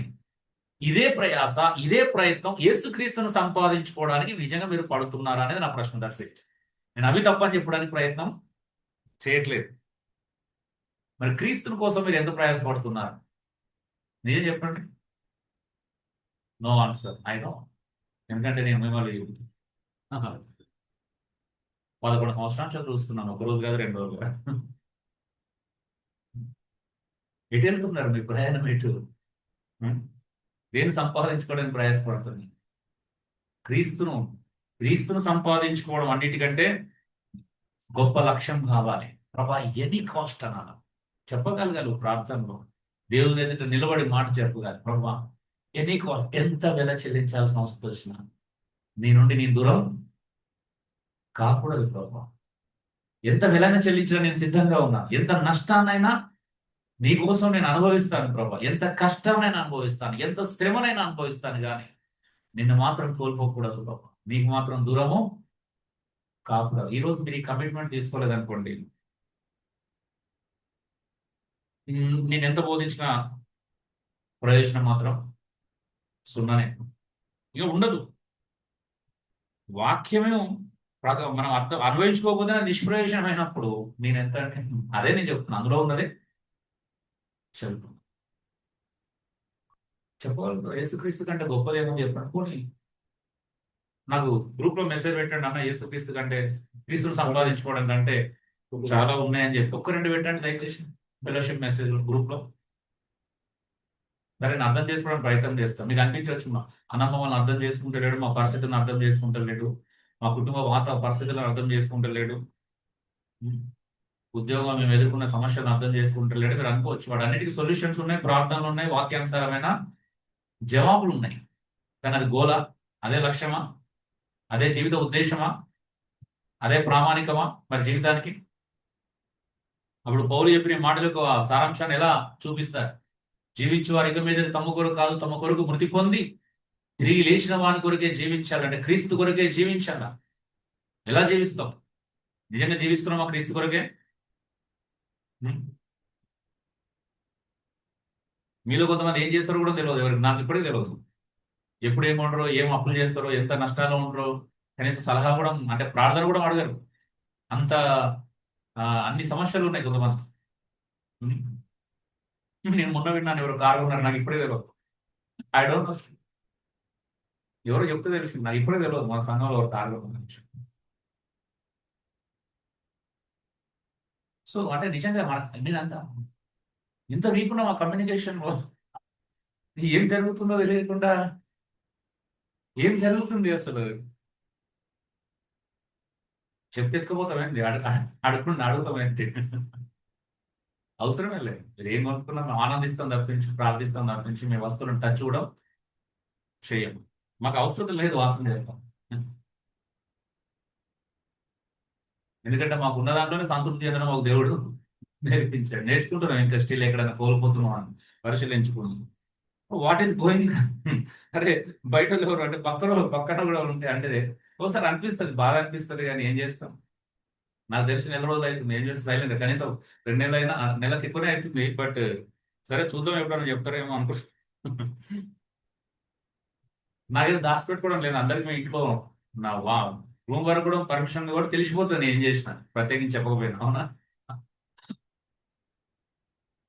కనీసం ప్రార్థన రిక్వెస్ట్.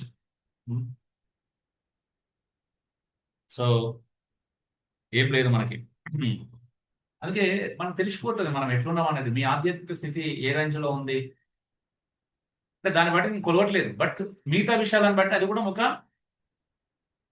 కన్సిడర్ చేయాల్సి వస్తుంది. అవునా? మిగతా అన్ని విషయాలు ఎలా ఉన్నామంటే అది కూడా కన్సిడర్ చేయాల్సి వస్తుంది. ఏంటి అది, ఎలా ఉంటున్నాం అసలు.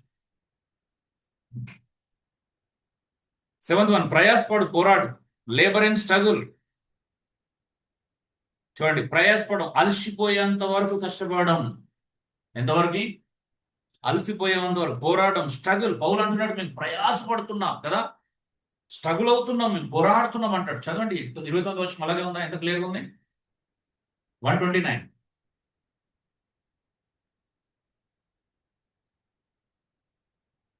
ఒకసారి అందు నిమిత్తం నాలో బలంగా కార్యసిద్ధి ఏంటిదంటే అందు నిమిత్తం నాలో బలముగా కార్యసిద్ధి కలగజేయు ఆయన ఆయన క్రియాశక్తి క్రియాశక్తిని బట్టి నేను పోరాడుచు నేను పోరాడుచు ప్రయాసపడుతున్నానంట.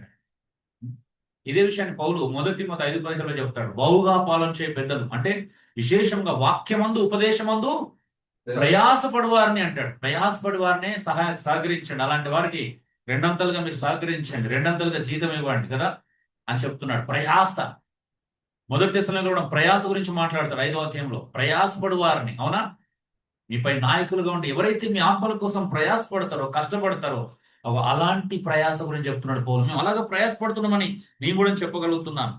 ఓకే, పౌలంతా ప్రయాసపడుతున్నాను చెప్పలేము, నేను పౌలతో కంపేర్ చేసుకోవట్లేదు, కానీ లేఖనంతో కంపేర్ చేసుకుంటున్నాను. లేఖనంతో కంపేర్ చేసుకుని నిజంగా మీకోసం ప్రయాసపడుతున్నాము. సో అలసిపోయేంత వరకు, చెమట వచ్చేంత వరకు కూడా కొన్నిసార్లు ప్రయాస జరుగుతుంది. సో ప్రయాసపడడం, అలసిపోయేంత వరకు కష్టపడడం, పోరాడడం. ఇంకొక రకంగా చెప్పాలంటే గ్రీకు ఒక మూలం ఏంటి తెలుసా? అగోనైజ్ అంటాం ఇంగ్లీష్లో. స్ట్రగుల్, అది గ్రీకు పదం నుండి వచ్చింది. అంటే పోటీ, యుద్ధం, తీవ్ర శ్రమ. పోటీ పడుతున్నాం, తీవ్ర శ్రమ పడుతున్నాం. పౌలు అంటున్నాడు పరిచర్య సులభమైన పని చెప్పగలుగుతారా మీరు ఎవరైనా? ఏముందన్న పరిచర్య చాలా సులువు కదా? సులువు కష్టం అని పరిచయం సులువు కాదండి, అన్నిటికంటే కష్టమైంది. అందులో ఇంకా సంఘ కాపరి ఉండడం అనే పరిచయం ఇంకా కష్టమైంది. మిగతా పరిచయాల కంటే కూడా కష్టమైంది. భిన్నమైన వ్యక్తులు, భిన్నమైన మనస్తత్వాలు, భిన్నమైనటువంటి లక్షణాలు, భిన్నమైన యాటిట్యూడ్స్, భిన్నమైన గుంపుల ప్రజలు, భిన్నమైన బ్యాక్గ్రౌండ్స్ నుంచి వచ్చిన వాళ్ళు, భిన్నమైన ఏజ్ గ్రూప్స్, అవునా, వీళ్ళందరినీ ఒకే విధంగా తీసుకురావడం అనేది చాలా కష్టం, ఛాలెంజింగ్ విషయం.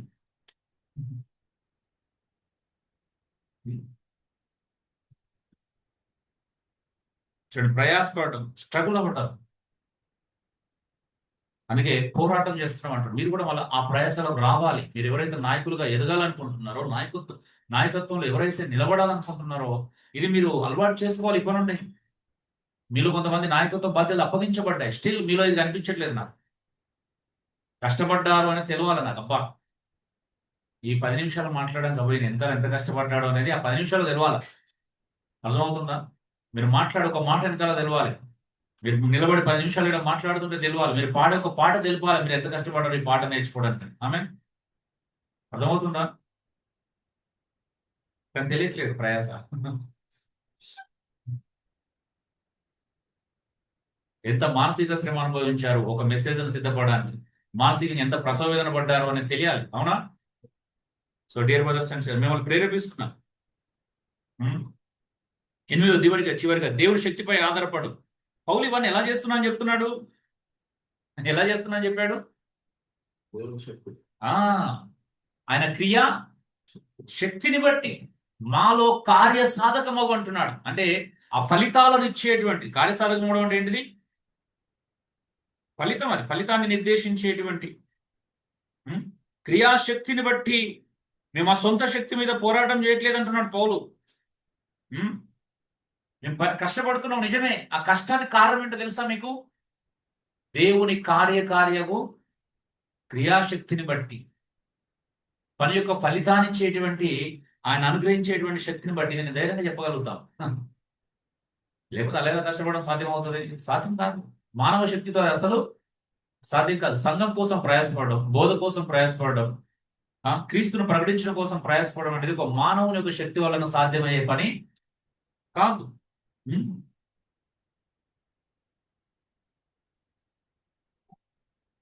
చూడండి, పౌలు కష్టపడ్డాడు, డిపెండ్ ఆన్ హిస్ పవర్. ఆయన దేవుని శక్తిపై ఆధారపడ్డాడు, కానీ తన స్వశక్తితో కాదు. దేవుని శక్తి తనలో పనిచేస్తున్న బట్టి అతడు కష్టపడ్డాడు అంటున్నాడు. ఇంకొక దగ్గర అంటాడు, ఇంకో మాట, ప్రయాసపడినది నేను కాదు అంటాడు. అవునా? ప్రయాసపడినది నేను కాదు, నాలో నివసించే దేవుని కృప. నీ కృపను బట్టి కష్టపడుతున్నాను. అదే నేను మనందరి జీవితంలో కనిపించాలండి. ఎస్, నేను ఇలా జీవిస్తున్నాను, కారణం ఏంటి? దేవుని కృప దేవుని యొక్క శక్తి. అవునా? అలా ఎలా బోధిస్తున్నాం? దేవుని జ్ఞానం అని చెప్పగలగాలి. ఆమె అలా ఎలా ఓర్చుకోగలుగుతున్నావు? దేవుని కృప, దేవుడు అనుగ్రహించే శక్తిని బట్టి. పౌలు అన్నాడు, అందుకే మనం చాలా మంది సమాజంలో తప్పుగా అన్వయించుకుంటున్నారు. నన్ను బలపరచమని అందు నేను సమస్తము చేయగలరు. ఎక్కడ పడితే అప్లై చేస్తున్నా. నన్ను బలపరచమని అందే నేను ఎగ్జామ్ పాస్ కాగలను.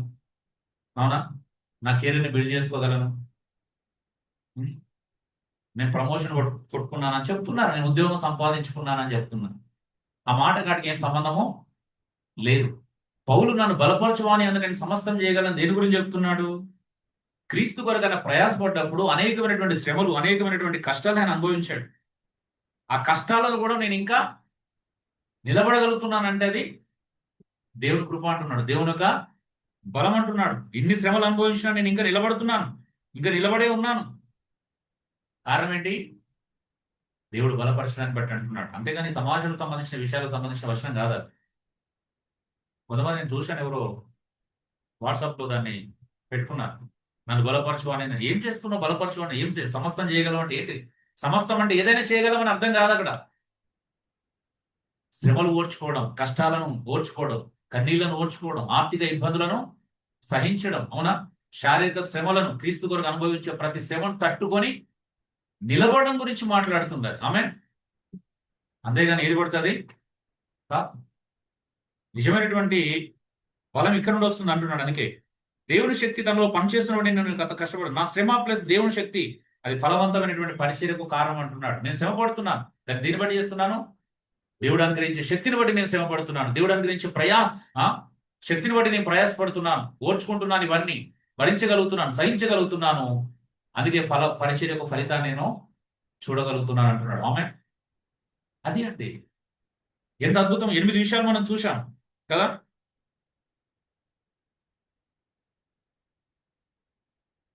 సో ఈ పరిచర్య యొక్క ప్రధాన 4 స్తంభాలను మనం గమనిస్తే 8 విషయాలు ఉంచాలి. ఒకటి, నెంబర్ 1 సందేశం. సందేశం ఎవరి గురించి చెప్పాలా? క్రీస్తును మాత్రమే ప్రకటించండి, క్రీస్తును మాత్రమే బోధించాలి. అన్ని జనులు క్రీస్తును ప్రకటించాలి, సంఘంలో క్రీస్తుని బోధించాలి. ఆమేన్. నీ ప్రసంగంలో క్రీస్తు లేడంటే, నీ బోధలో క్రీస్తు లేడంటే నువ్వు బోధించకపోవడమే మంచిది, నువ్వు మాట్లాడకపోవడమే మంచిది. నీ పాటలో క్రీస్తు లేడంటే పాడకపోవడమే మంచిది. ఆమేన్.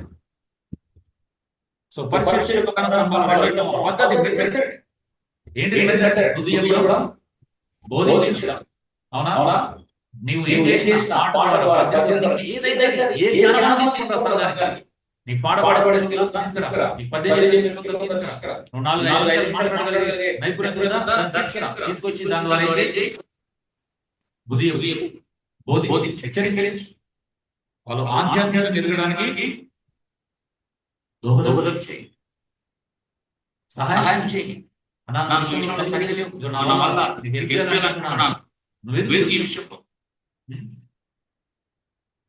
సో అదే అన్నమాట.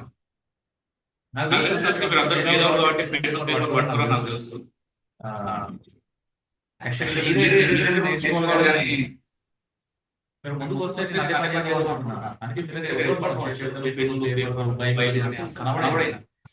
చెప్పినా మాట్లాడలేదు. ఇంత గొప్పలో పోలే నేను విద్యార్థులు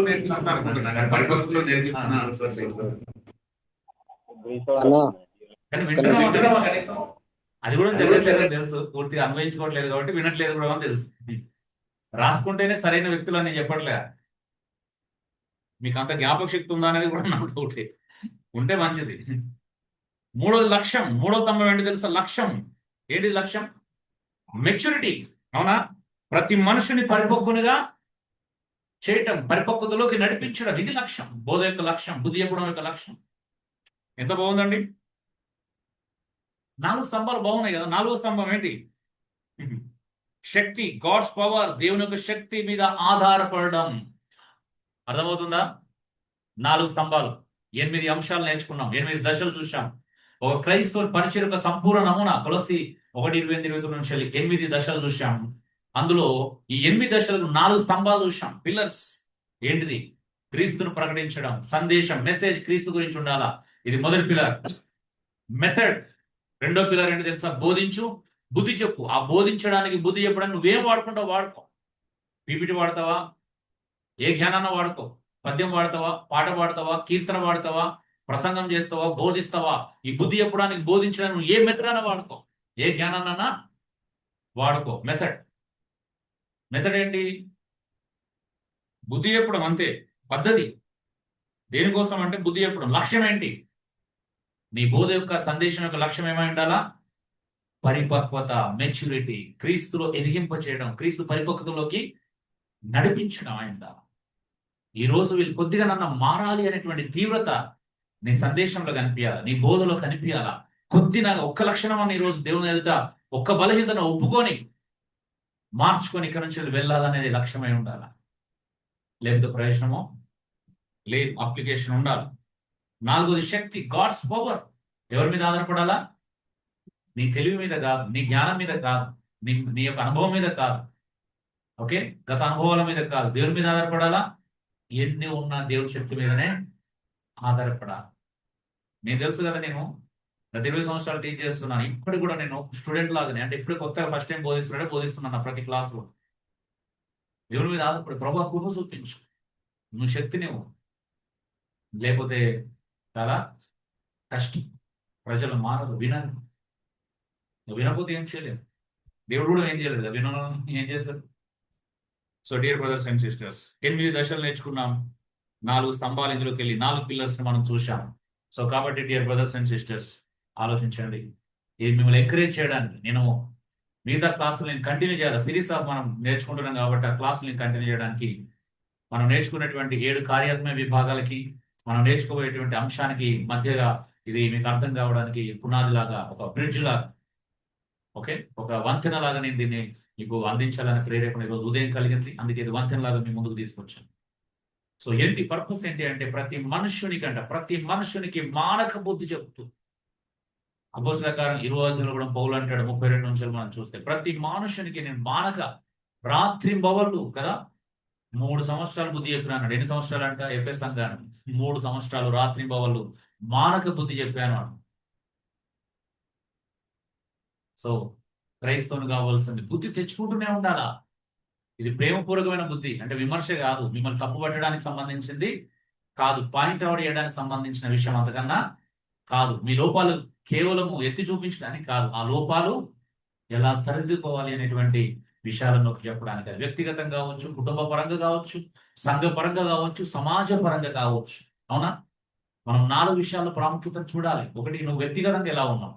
రెండోది, కుటుంబంలో ఎలా ఉన్నావు, ఒక భర్తగా, ఒక భార్యగా, పిల్లలుగా, తల్లిదండ్రులు ఎలా ఉన్నారు, సంఘంలో ఎలా ఉన్నారు, క్రీస్తు శరీరంలో ఒక సాటి అవయవంగా సంఘంలో ఎలా ఉన్నారు, సమాజంలో ఒక పౌరునిగా ఎలా ఉన్నారు, ఉద్యోగం చేసే దగ్గర మీరు ఒక బాధ్యత కలిగినటువంటి ఒక ఉద్యోగస్తునిగా, ఒక పనివారిగా ఎలా ఉన్నారు. ఇవి 5 మనకు ప్రధానమైనటువంటి విషయాలు.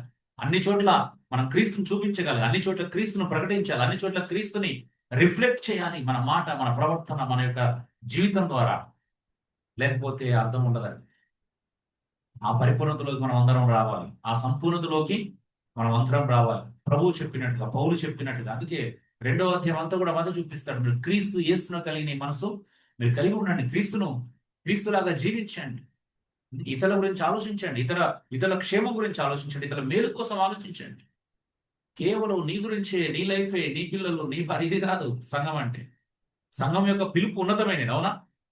అది క్రీస్తును పోలి నడుచుకునేది, క్రీస్తులాగా జీవించడానికి సంబంధించి, క్రీస్తులాగా త్యాగం, క్రీస్తు లాంటి ప్రేమ, క్రీస్తు లాంటి సహనం, క్రీస్తు లాంటి అవునా క్షమాపణ, అన్నిటికి సంబంధించింది. ఆమె. సో మీరు కూడా పౌలు తిమోతి గురించి చెప్పినట్టు, తిమోతి తప్పించిన ఆగ్రహ సంఘాల గురించి చింతించేవాడు ఎవరు లేనట్టు, మీలో కూడా వాళ్ళ సంఘాల గురించి చింతించగలిగినటువంటి వాళ్ళు కావాలని మనస్ఫూర్తిగా ప్రార్థన చేస్తున్నారు. సో నేను కోరుకుంటున్నాను, సంఘాల పట్ల చింత కలిగిన వాళ్ళు ఎవరండి. సంఘాల గురించి, సంఘం పట్ల చింత లేకపోతే మన జీవితం కూడా అగమ్యగోచరం అయిపోతుంది, అర్థవంతంగా ఉండదు జీవితం. అవునా?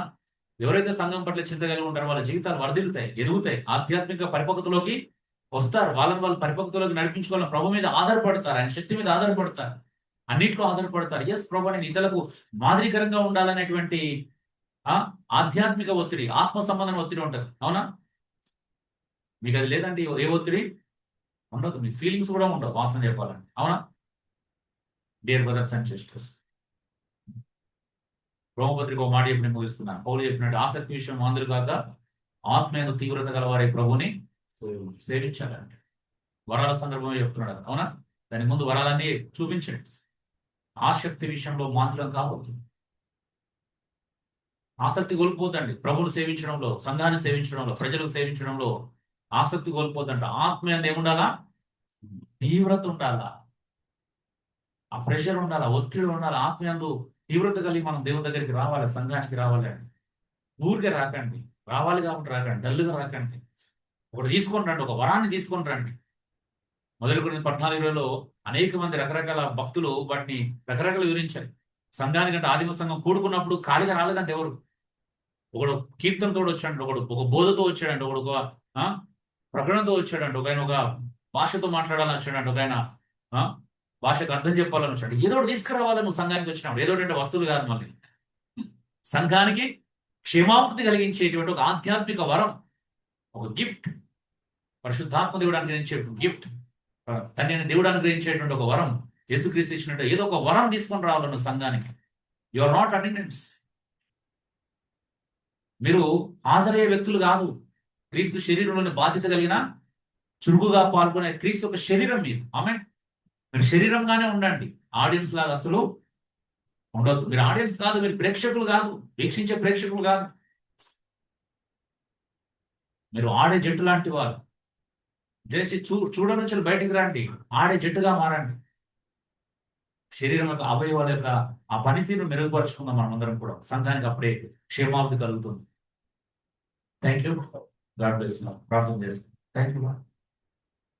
పరిశుద్ధుడైనటువంటి దేవానికి వందనాలు,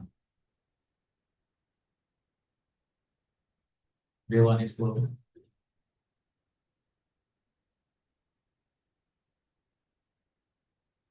నీ ప్రేమలోకి, నీ పరిపూర్ణతలోకి ప్రభా మేము మారినట్లుగా సహాయం దయచేయండి. నీ కృపను మాకు ఇంకా అనుగ్రహించండి ప్రభా. మా బలహీనతలు జయించడానికి, మా స్వార్థం జయించడానికి, మా యొక్క నిస్సహాయ స్థితిని జయించడానికి ప్రభా, మా యొక్క పట్టని స్థితిని జయించడానికి, ఎవరేమైతే నాకేంటి లేనటువంటి ఆ భావన జయించడానికి మాకు ఒక బాధ్యత ఉందని, మాకు ఒక సంఘంలో రెస్పాన్సిబిలిటీ ఉందని గ్రహించడానికి సహాయం గ్రహించండి. మేము పరిపూర్ణం అవుతే మా చుట్టూ మాతో ఉన్నటువంటి ఇతర సంఘంలో ఉండే ఇతర సహోదరి సభ్యులు కూడా పరిపూర్ణలోకి పోతారు, ఇంకా ఎదుగుతారు అనేటువంటి ఆ స్థితిని అర్థం చేసుకోవడానికి సహాయం దయచేయండి ప్రభా. మా ఆలోచన మార్చుకోవడానికి సహాయం దయచేయండి. మా బుద్ధిని, మా తెలివిని, మా జ్ఞానాన్ని నీ వాక్యానుసారంగా అర్థం చేసుకోవడానికి, మలుచుకోవడానికి సహాయం దయచేయండి. మేము మార్పును గ్రహించడానికి సహాయం దయచేయండి ప్రభా. మారాలన్న స్థితిని ప్రభా ఒప్పుకోవడానికి సహాయం దయచేయండి. లేకపోతే ప్రభా మా జీవితం వల్ల ఎవరికి ఉపయోగం ఉండదు ప్రభా, ఎవరికి మీకు క్షేమకరంగా ఉండదు. కానీ అలా మీరు మమ్మల్ని నిర్మించుకోలేదు, అలా మీరు మమ్మల్ని చేయలేదు ప్రభా. నీ సంఘంగా చేస్తున్నారు ప్రభా, నీ శరీరంగా చేస్తున్నారు. ప్రతి ఎవరు పనిచేయాలని మీరు కోరుకుంటున్నారు. నాయకులతో పాటు ప్రతి విశ్వాసం కూడా పనిచేయాలని మీరు కోరుకుంటున్నారు. నాయకులు కూడా ప్రయాసపడాలని మీరు కోరుకుంటున్నారు. ఇరువురం కలిసి ప్రభా శిరస్సైన నీకు లోబడుతూ ప్రభా ఒకరినొకరు పరిపూర్ణతలోకి ప్రోత్సహించుకోవడానికి సహాయం ఇచ్చాను. ఒకరినొకరు పరిపూర్ణతలోకి ప్రోత్సహించుకోవడానికి సహాయం ఇచ్చాను. నీ జ్ఞాన విషయంలో ఏకత్వంలోకి రావడానికి ప్రోత్సహించుకోవడానికి సహాయం ఇచ్చాను ప్రభా. ఈ లోకం మీద ఉన్నటువంటి ఆశలు, లక్ష్యాలు కాదు ప్రభా, నువ్వు మా లక్ష్యమని అందరికి నిన్నే లక్ష్యంగా కలిగి ఉండి ప్రభా ఒకరినొకరు ప్రేరేపించుకోవడానికి సహాయం ఇచ్చాను. సమాజం పాడవుతుంది ప్రభా, సంఘాలు బలహీనపడిపోతున్నాయి. కనికరించండి ప్రభా. ఏ ఉద్దేశంతో మీరు మమ్మల్ని రక్షించుకున్నారు, ఏ ఉద్దేశంతో నీ ఉన్నతమైన పిలుపును బట్టి మమ్మల్ని పిలుచుకున్నారు, ఏ ఉద్దేశంతో పరలోక రాజ్యానికి నేను వారసులుగా చేసుకున్నారు ప్రభా. నేను ప్రాణం పెట్టి సంఘంగా మమ్మల్ని ఏర్పాటు చేసుకున్నాను. అందుకు తగినట్లుగా బ్రతకడానికి, అందుకు తగినట్లుగా జీవించడానికి సహాయం దయచేయండి. నీ సంకల్పం అంతా, నీ చిత్తాన్ని గురించిన మర్మం అంతా మాకు తెలియజేశారు ప్రభా. ఆ ప్రయాణంలో మీకు కొనసాగడానికి సహాయం దయచేయండి. ఈ లోకంలో యాత్రికుల పరదేశం అని చెప్తున్నాను. మా పౌరస్థితి పరలోకమందు ఉన్నదని చెప్తున్నారు. నిజంగా మీ క్రీస్తు కూడా లేకుండా అంటే పైన నిన్నే వెతుకమని ఈ లేఖనాలు మాకు స్పష్టం చేస్తున్నాయి. కాబట్టి నిన్ను వెతకడానికి మాకు సహాయం తెచ్చింది. నేను గురిగా పెట్టుకొని ప్రభు బ్రతకడానికి ఇంకా ఇంకొక ప్రభు చూపించు. మా భౌతికమైన ఈ ఆర్థికమైన ఈ సమస్యలన్నీ ప్రభు నీ మీద జస్ట్ ఆధారపడి నీకు అప్పగించుకొని మరి గురి యొద్దకు పరిగెత్తడానికి సహాయం దయచేయండి. నీకే స్తోత్రాలు చెల్లిస్తూ అవసరమైతే నేను సంపాదించుకోవడానికి ఈ లోకంలో ఉన్న వాటిని పెంటతో సమానించుకుని నా స్వభావం మాకు దయచేయండి. వెనుక నువ్వు మరిచి ముందున్న నీ కోసం నేను పట్టుకోవడానికి పరిగెత్తడానికి సహాయం దయచేయండి. విన వాక్యం అందరి హృదయాలు ఫలింపచేయండి, ప్రేరేపించండి ప్రభా. ఈ కఠినత్వం నుంచి విడిపించండి. మనసు మొత్తుబారిపోయిన ప్రభా, టిష్యూస్ దెబ్బతిన్నటువంటి ఈ పరిస్థితి నుంచి మేము విడిపించబడాలి ప్రభా. మాకు ఆధ్యాత్మిక స్పర్శ కావాలి. ఈ రోజు లేదు ప్రభా. మేము పాపం వల్ల కలుగు భ్రమ చేత ఆ భ్రమలో ఉండిపోయాం ప్రభా. ఈ లోకమైన భ్రమలో పడ్డాం, ఐహిక విచారాల భ్రమలో ఇరుక్కుపోయాం ప్రభా. అందుకే మాకు ఆధ్యాత్మిక స్పర్శ లేదు. అందుకే మేము రియలైజ్ అవ్వట్లేదు. అందుకే మేము మారాలనే శక్తివంతమైన నిర్ణయాలు తీసుకోలేకపోతున్నాం. నీ మీద ఆధారపడలేకపోతున్నాం. నీ దగ్గరికి రాలేకపోతున్నాం. నిన్ను చూడలేకపోతున్నాం ప్రభా. సమాజం యొక్క ప్రభావం మా మీద అంతపడింది. సోషల్ మీడియా యొక్క ప్రభావం జయించలేకపోతున్నాం ప్రభా. కనికరించండి. నీ ప్రజలు ప్రభా, నీ రాకడ సమీపంగా ఉంది, త్వరగా రాబోతున్నాం. నేను ఎదుర్కోవడానికి మేము సిద్ధంగా ఉండడానికి సహాయం దయచేయండి. నిన్నే గురిగా నిన్నే లక్ష్యంగా పెట్టుకొని బ్రతకడానికి ఇంకా కృప చూపించమని వేడుకుంటున్నాను. నీకే స్తోత్రాలు చెల్లిస్తున్నాను. మరొకసారి ప్రభా, నీ సంఘాన్ని మీ చేతులకు అప్పగిస్తున్నా. నువ్వెంతో ప్రాణం పెట్టి ప్రభా, ఎంతో త్యాగం చేసి నీ స్వరక్తంతో సంపాదించుకున్న నీ సంఘం ప్రభా, కనికరించి నా వాక్యం అందరి హృదయాలు ఫలింపచేయండి ప్రభా. అనుభవించుకోవడానికి సహాయం తెచ్చి మా ప్రార్థన వింటున్నందుకే నీకు స్తోత్రాలు చెల్లిస్తూ, ఈరోజు అవకాశం నాకు కలిగించినందుకు వందనాలు చెల్లిస్తూ, మా ప్రార్థన వింటున్నందుకు నీకు లెక్కలేని స్తోత్రాలు చెల్లిస్తూ, యేసు దివ్యనామంలో అడిగి బ్రతిమాలి ప్రార్థించి వేడుకొంచున్నాను పరలోక తండ్రి. ఆమేన్.